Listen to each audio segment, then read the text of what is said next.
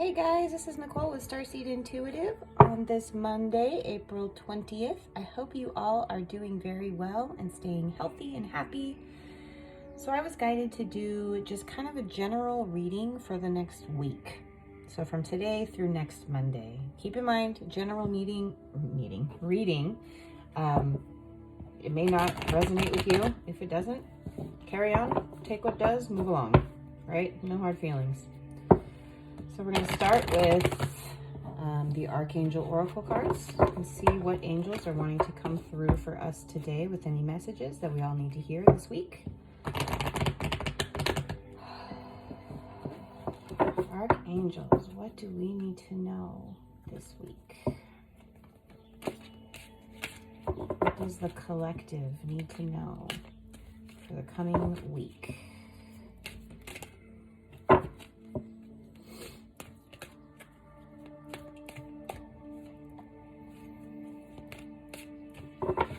So my last reading I did for you guys was totally impromptu and not really planned. This one is actually intentionally for YouTube. So hi, I'm so happy to be here. All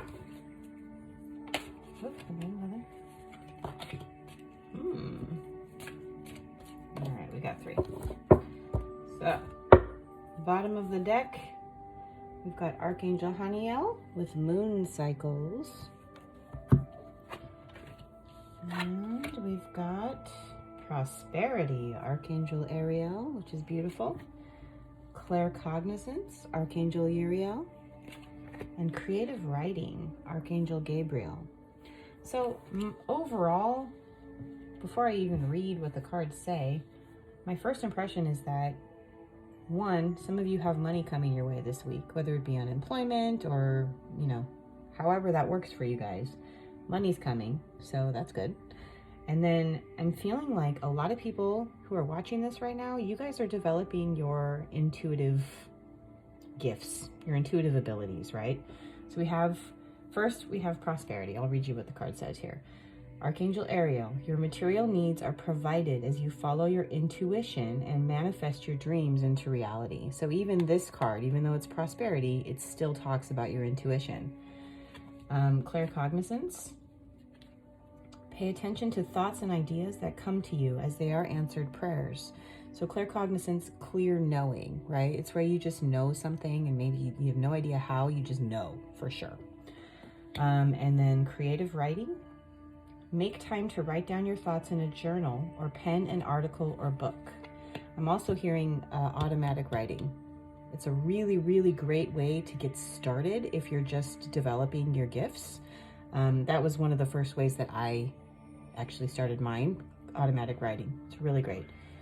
And moon cycles. Notice how the moon affects your energy and manifestations and capitalize upon these cycles. So we just had a full moon last week. We do have a new moon this week. So that could be definitely an effect for some of you guys out there. Lots of opportunity. Overall, I'm just feeling like this week is, I know we're all dealing with the situation in the world right now, right? And there's a lot of uncertainty. However, I feel like everyone has a lot of really good energy coming. It could be with the new moon. That could have something to do with it there. Thank you, angels, for your messages. Next, we are going to be working with the Akashic Tarot. Angels, guides, ascended masters, what does the collective need to know the coming week? What does everyone need to know? These cards are my favorite. They are just so beautiful. I love them so much. Okay, let's see what we've got. What messages does the collective need to hear for this coming week? Starting today.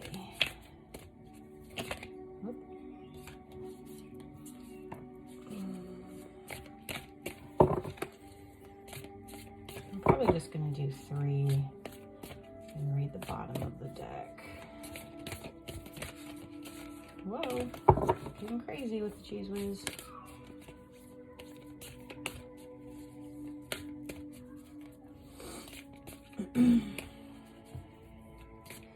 Any other messages in this deck? I mean, maybe we'll just do one if nothing else feels like coming out. We'll do. There's more.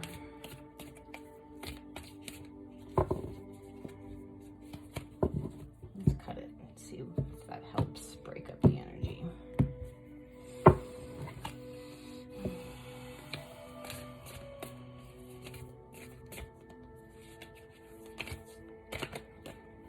That one's stuck in my hand. And this one jumped. All right. So we've got the Seven of Scrolls reversed. Intricacies and industry, again, reversed. We've got Five of Scrolls, diversity, also reversed. We've got Queen of Scrolls, not reversed. And then bottom of the deck was Paths Unknown, reversed. So the first thing I notice, every single one of these cards is green. So whoever's watching this, whoever you are, work on your heart chakra. Open that shit up. Open your heart chakra. That really is the center of everything and allows so much more to flow in. Also, I'm feeling right off the bat, I will read the messages in the book, but I'm feeling right off the bat that there's still a lot of people having a hard time with all of the uncertainty of everything. And the only thing that I can say to that is, you know, it is what it is, right? If there's nothing that you can do about it, if there's nothing you can do to make it better at this time, then do something that makes you feel good. Think about things that make your heart happy. You know, if you one day want to write a book, start it now if you have extra time. This is a tremendous opportunity to have a little bit of extra time to, you know, really focus on what makes you happy. Okay, so the Seven of Scrolls reversed. The book says, a project, relationship, or work situation may not be moving fast enough for you. All the waiting. You may be too urgent about it and too attached to the outcome, or you simply might not want to deal with the particulars. Be careful not to act in haste. A little fir tree does not reach the sky by pulling on it, and cathedrals aren't built in a day. If you're not willing to be patient with the process and attend to the details, what you seek could collapse without ever coming to fruition. It's time to bring joy to the little steps now. Focus your work on the intricacies and trust that even your tiniest efforts will compound to create extraordinary success. So that pretty much goes along with what I just said. I love it when synchronicities like that happen. So it's, you know, you just got to focus on, you know, baby steps. What feels good to you right now. Don't focus so much on the end goal. There's no way to do that because we have no idea how this is going to play out, right? Okay, next, Five of Scrolls. Interesting that these are all scrolls as well.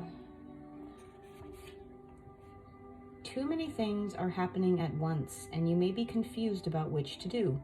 So many alternatives lie before you that you hesitate to act on any of them. It's time to make a choice and focus on one thing. Don't be afraid that you'll get trapped in your choice. All the other interests that you hold will still be around later, and you'll always have the freedom to change things in the future. Worrying about the things that you're not doing or having now only defines your life in lack. Recognize that choosing a single focus in the present gives you total freedom to act on it fully. So, again, this goes right along with this message, right? There's nothing any of us can do about this current situation at this moment. Sometimes you really just have to take a deep breath and let it go. Trust that it's all working out. If you haven't looked into the law of attraction, I would strongly recommend it. Abraham Hicks is a really good place to start. There's tons of videos here on YouTube from Abraham Hicks. It legit changed my life, like in every way. So there you go. And the Queen of Scrolls is actually the only one who is not reversed in this reading.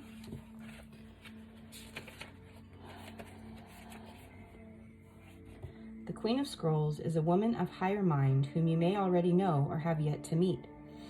Her purpose is to help you move through the entryway to a new level of wisdom and understanding. She could be a teacher to you in some way, or offer a friendship that could develop into a deeper love. This woman could be helpful to you in some project requiring communication. She may be an author, a marketer, or a publisher. If you are a writer, she may be someone who assists you in getting published. The Queen of Scrolls could also represent you or a woman in your life getting a position in a field related to communication or academics, such as counseling, teaching, marketing, or publishing.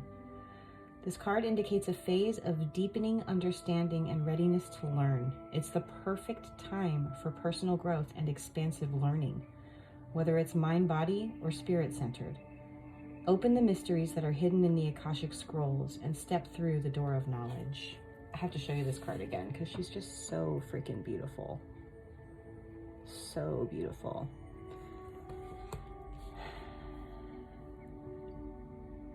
There's opportunities here. For some of you watching this, there's opportunities that maybe you can't see because you're so focused on, you know, maybe you're thinking so much about, oh, how much this sucks and you're so limited and blah, blah, blah. You know, you're stuck in kind of that negative mind frame. So if you take a step back, kind of, you know, maybe do a little meditation, clear your mind, take some deep breaths, and really, you know, listen to the guidance that you're given. Because we already saw with the angel cards, you guys are, you know, you have more intuition, even if you haven't realized it yet, even if you're not even remotely interested in becoming a spiritual whatever. You know, intuition can be so much more than just for spirituality. It can help you to live your life in a more aligned way. So when you're more in alignment, things kind of just fall into place for you. It's so much easier to accomplish anything, and it's you know, it's possible to make your dreams come true.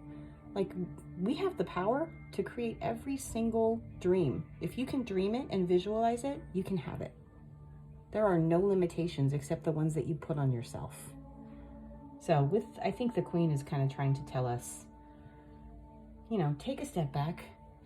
Don't focus on the negative stuff that you can't control right now. You have opportunities around you, whether it be job opportunities, you know, side gig, whatever, personal growth opportunities, start your own business opportunities. There's so many opportunities if you're in the right frame of mind to see them. So that's really kind of what I'm hearing for the Queen. Okay, 8 of Scrolls reversed. You may find yourself very undecided and hesitant to move in any direction when this card is reversed. It's not only time to look into the dark, but also a time for looking backward. The path on your left is partially illuminated by the sun and calls you to investigate it. It leads you to a past or a past life, relationship, talent, or experience. If you look into this history, and go back to resolve the issue or reconnect with the past person, occupation, or deed, you'll open the way to future success and your decisions will become clearer. No matter the reason why you're hesitant, challenge yourself now to break free from fear and inertia. It's amazing how many unexpected opportunities can pop up in your future when you look behind you, and how much you can bring to light when you step into the dark.